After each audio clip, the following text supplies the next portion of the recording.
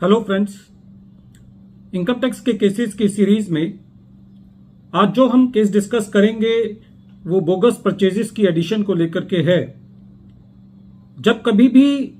SSC के ऊपर ये एलिगेशन लगाया जाता है कि एसएससी ने बोगस परचेजेस बुक की हैं, कहने का तात्पर्य यह है कि एसएससी ने ऐसी परचेजेस अपने प्रॉफिट एंड लॉस अकाउंट में दिखाई हैं जो एक्चुअल में एसएससी ने नहीं की हैं। जब कभी भी ये एलिगेशन होता है तो ये देखा गया है कि इनकम टैक्स डिपार्टमेंट किसी ना किसी एक इशू को लेकर के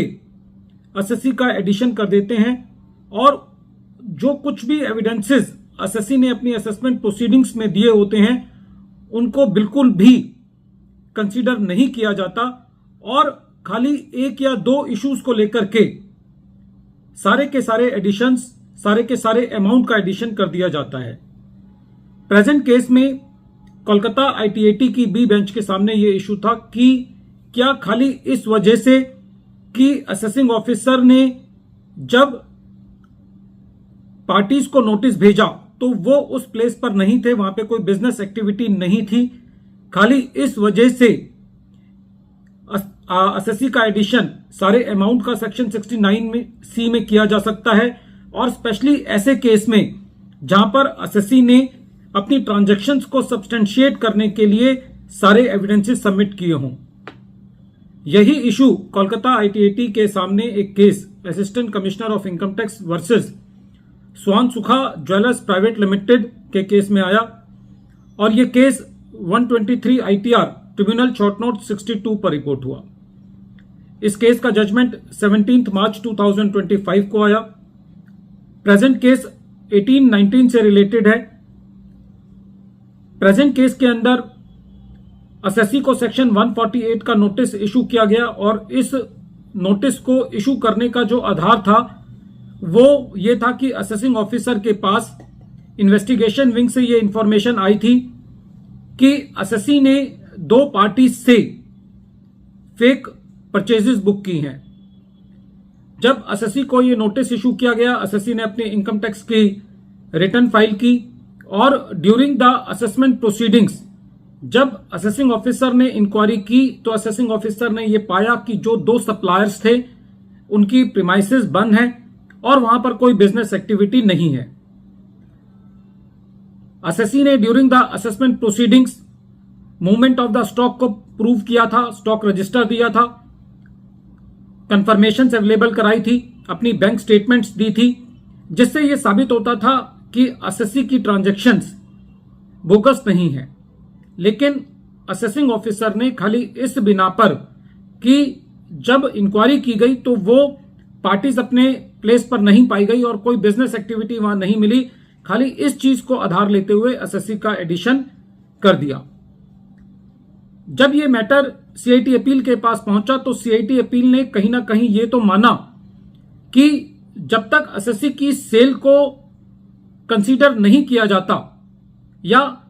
सेल को भी रिजेक्ट किया जाता है तभी परचेजेस को बोगस माना जा सकता है, या दूसरे शब्दों में यदि असेसिंग ऑफिसर सेल को जेन्युइन मानता है तो उसको परचेज को भी जेन्युइन मानना पड़ेगा, ये कहा। लेकिन सीआईटी अपील ने टोटल एडिशन जो 100% का था उसको कम करके 12% कर दिया। ट्रिब्यूनल के पास रेवेन्यू ने भी अपील फाइल करी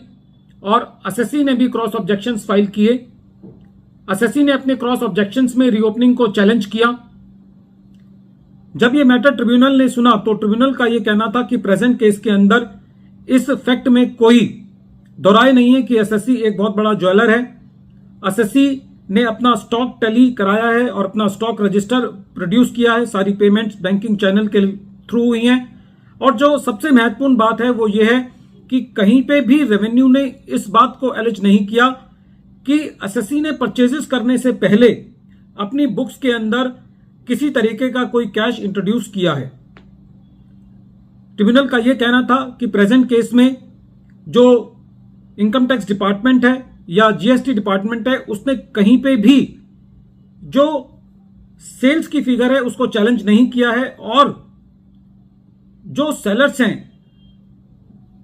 उनकी सेल की फिगर को कहीं पे भी चैलेंज नहीं किया गया है और जीएसटी डिपार्टमेंट ने एसएससी की जो परचेजेज है उसको लेकर के कहीं ऐसी बात नहीं आई है कि जीएसटी डिपार्टमेंट ने एसएससी के अगेंस्ट कोई एक्शन लिया हो। तो ऐसी परिस्थिति में जहां पर असेसिंग ऑफिसर ने खाली इन्वेस्टिगेशन विंग की रिपोर्ट पर एसएससी के अगेंस्ट एक्शन लिया हो और एसएससी ने अपने सारे दस्तावेज दिए हों, जिसके अंदर एसएससी ने अपने परचेज बिल्स दिए, स्टॉक रजिस्टर्स दिया, और प्रेजेंट केस में एक और महत्वपूर्ण बात यह थी कि एसएससी की असेसमेंट ऑलरेडी सेक्शन 143 सबसेक्शन 3 में हो चुकी थी, जहां पर असेसिंग ऑफिसर ने उन्हीं परचेजेस की वेरिफिकेशन किया था और यह पाया था कि वो परचेजेस ठीक हैं। तो ऐसे केस में खाली इस बिना पर कि जो सेलर्स हैं उनका बिजनेस प्लेस बंद पाया गया और वहां पर कोई बिजनेस एक्टिविटी नहीं है, खाली इस बना पर एसएससी की एडिशन नहीं की जा सकती। ट्रिब्यूनल ने यह भी कहा कि क्योंकि प्रेजेंट केस में एसएससी को एडुकेट रिलीफ दे दिया गया है, तो एसएससी के जो क्रॉस ऑब्जेक्शन है उनको डिस्पोज ऑफ करने की जरूरत नहीं है। वीडियो के अंत में एक बार फिर मैं केस का नाम रिपीट कर रहा हूं। केस का नाम है assistant commissioner of income tax versus Swan Sukha jewellers private limited and vice versa, और ये case 123 ITR tribunal short note 62 पर रिपोर्ट हुआ। मैटर कोलकाता ITAT की बी बेंच ने 17 मार्च 2025 को डिसाइड किया। Thank you friends.